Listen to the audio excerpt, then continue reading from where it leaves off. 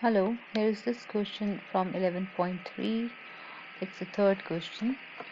It says a researcher with Department of Education followed a cohort of students who graduated from high school in certain year, monitoring the progress the students made towards completing the bachelor's degree. One aspect of his research was to determine whether the students who first attended community college took longer to attain bachelor's degree than those who immediately and after remained at a four-year institution. The data in table shows below summarizes the results of his study. Let's see the data first.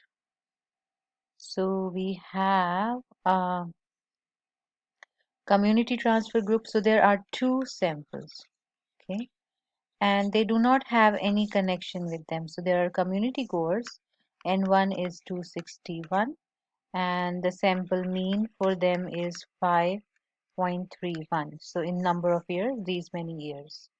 And standard deviation time to graduate, that means S1 is equal to 1.141. Similarly, N2 for the second sample is 1188, X2 bar is 4.23, and S2 is 1.01. That's the data given. Okay, let's read the question. What is the response variable, right? What is the explanatory variable? Response variable is how many years it took to them to finish the college bachelor degree. And what is the explanatory variable? That what is it depending upon it?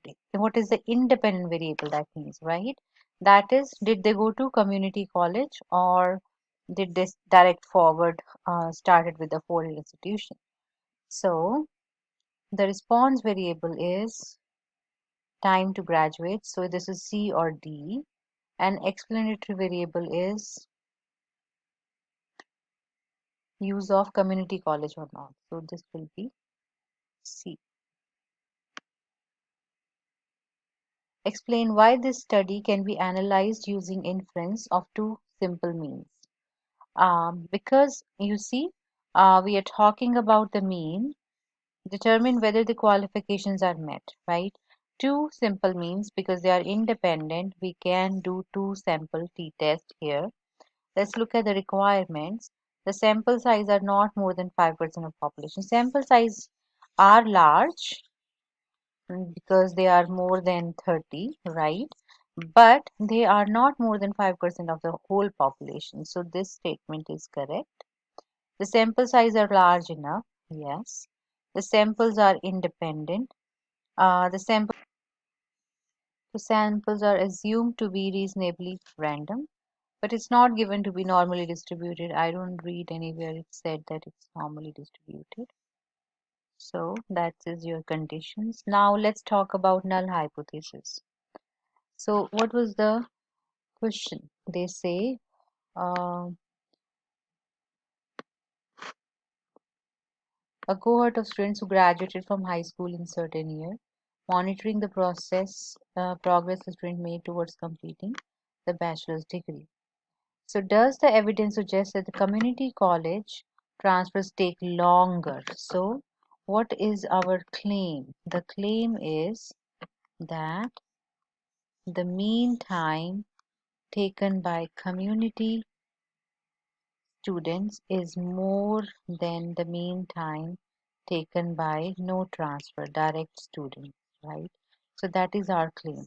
So the null hypothesis would be, let's just name mu community is equal to mu no transfer, right? And alternate hypothesis would be this one.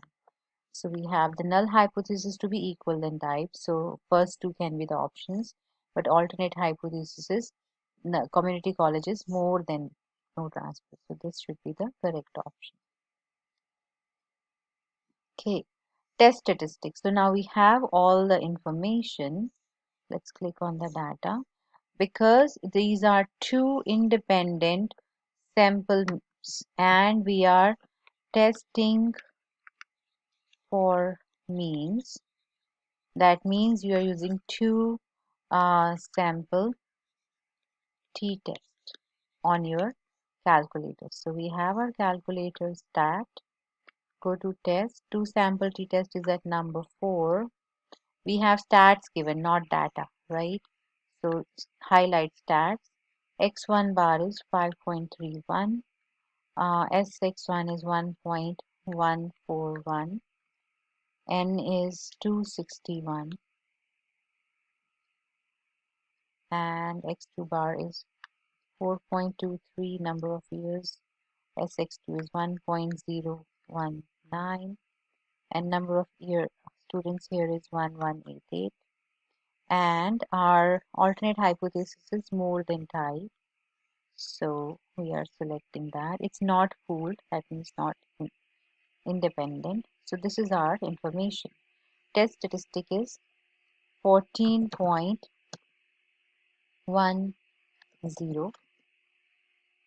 They asked, oh, we had to round off, so we have 5, so we have to write 1. Okay. P-value is, oh, this is E negative 36, so it's very, very small. In so 3 decimal places, we'll be just writing like 3 zero places only. Okay, so what's happening here? You see, we calculated all this information. Now p-value is almost equal to 0, right? Very close to 0. So clearly it is going to be less than alpha. That means it's not significant enough to keep null hypothesis. So we are going to reject null hypothesis, meaning we're going to reject H naught, right? Reject H naught means we are going to accept H1. So we have sufficient evidence to support our claim. So reject null hypothesis. Evidence does suggest that community college transfers take longer than to attain a bachelor's degree at this level of significance. Construct a 99% confidence for the difference. So remember, the confidence interval is always going to be for the difference. And what we are using is two samples, two independent samples. So for in confidence interval, we are going to use two sample t interval. Okay. So let's go to the calculator, stat, go to test, two sample t interval. Not at number 9, it's at 0, 2 sample t interval. Make sure to make the distinction here. Stats. So here are our data. It's stats given to us, so it's already filled because you just worked your problem. You just need to check the confidence interval. It's 99%. So fill 99 for that and not fooled. So press, hey, what do we get? So the lower value is, we need to write it for the 3 decimal places.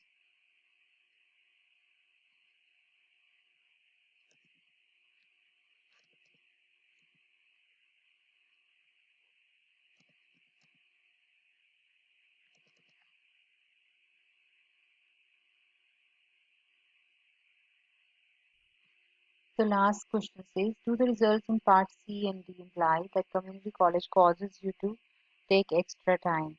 So once again, we are just saying that there is an evidence that mean time taken is a little more. So it's not that we cannot say by certainty that community college is causing you to take extra time. So in general, this is what data is suggesting. That's all we are saying. We are saying it is suggesting that those students who take community college takes longer to attain bachelor's degree. So although that seems like the result, but it is not implying. That's not the final solution. So you will answer no to that. Okay. Okay, that is question number 3.